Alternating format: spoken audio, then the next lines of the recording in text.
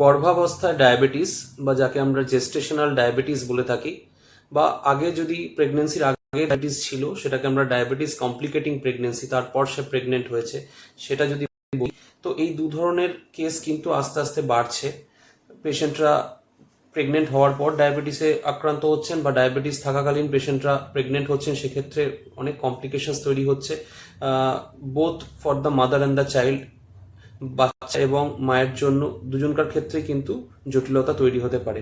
তো ডায়াবেটিস যদি হয় প্রেগনেন্সির সময়, সেক্ষেত্রে কিন্তু যে টার্গেট সুগার মেনটেন করতে হয় সেটা কিন্তু অন্যান্য সাধারণ ডায়াবেটিস পেশেন্টদের ক্ষেত্রে একটু আলাদা। তো এখানে যে প্রেগনেন্ট পেশেন্ট যার ডায়াবেটিস হয়েছে, সেক্ষেত্রে আমাদের ফাস্টিং গ্লুকোজ সেটা আমাদের 70 থেকে 95 এর মধ্যে মেনটেন করতে হবে।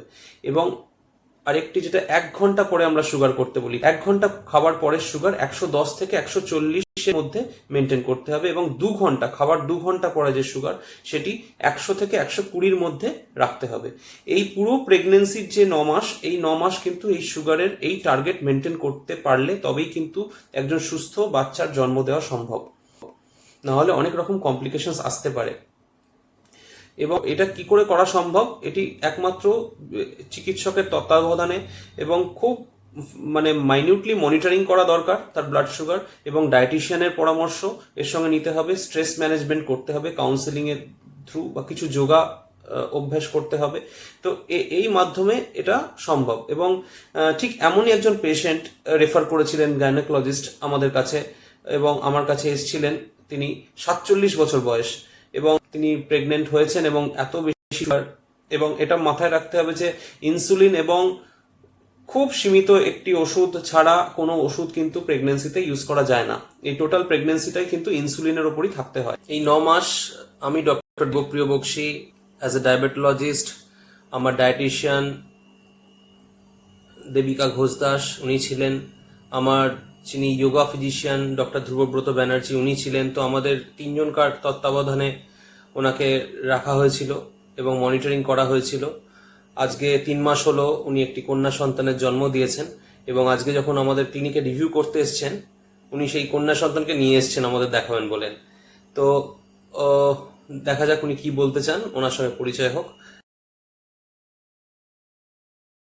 আমরা যে অসুবিধার ভিতর থেকে বেরিয়ে এসেছি, অন্যান্য ডাক্তার আরো 2-3টে ডাক্তারকে দেখিয়েছি, আমরা কোনো সুযোগ পাইনি। লাস্টে যখন খবর পেলাম যে ডক্টর বক্সি চন্দ্রনগর পালপাড়ায় বসছেন, ওনাকে আজ যখন দেখাতে এসেছি, ওনার সাথে কথা বলে এতটা ভালো লাগলো যে তারপরে থেকে ডক্টর বক্সিকে বিশ্বাস আসলো যে এখানে হয়তো সাকসেসফুল হব। সেই হিসাবে এখানে দেখানো শুরু করলাম, এবং আমরা খুবই সাকসেসফুল। এখন আমার বাচ্চার 2 মাস বয়স, বাচ্চা আমিও ভালো আছি, আমার বাচ্চাও ভালো আছে। বাচ্চা ভালো আছে, ধন্যবাদ দেখাতে চেকআপের জন্য। যা সহযোগিতা করেছেন তার জন্য আমরা খুবই আনন্দিত এবং গর্বিত। এই ডাক্তারবাবু আমার মনে সাহস জুগিয়েছেন, তার জন্যই আমি এই বাচ্চাকে,